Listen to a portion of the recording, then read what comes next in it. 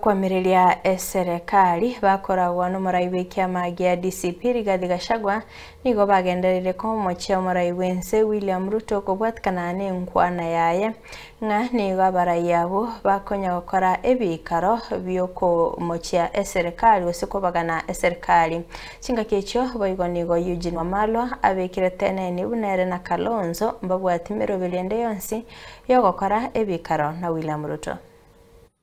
Nimeona huyu Kasongo jana akilia akisema ya kwamba ati kuna wanaume 5 wanakutana ati kugawa serikali.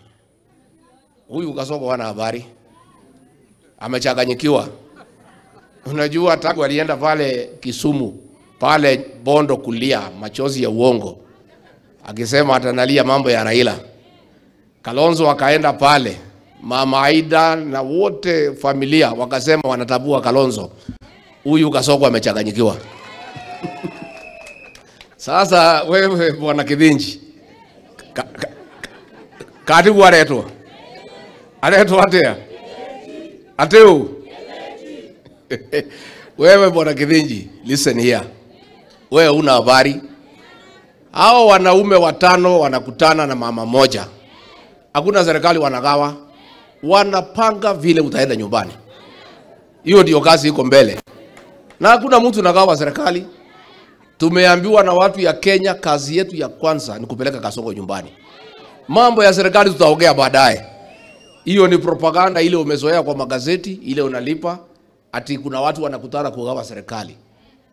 Wakenya wametuambia tushikane kwa sababu umeharibu Kenya kila kitu.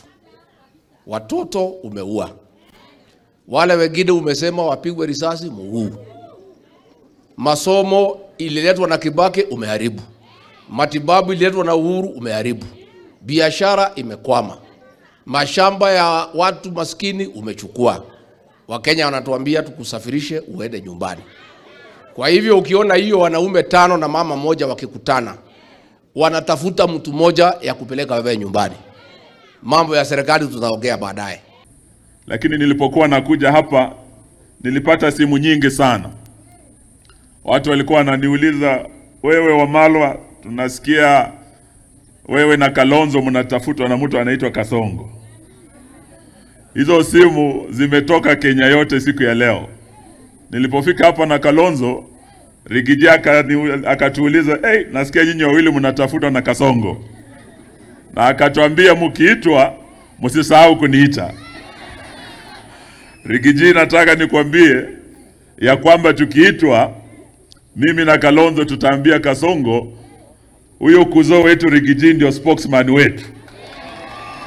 Kama unatafuta Wamalwa, kama unatafuta Kalonzo, wewe enda kule wa Munyoro, tafuta Rigiji uzungumze na yeye.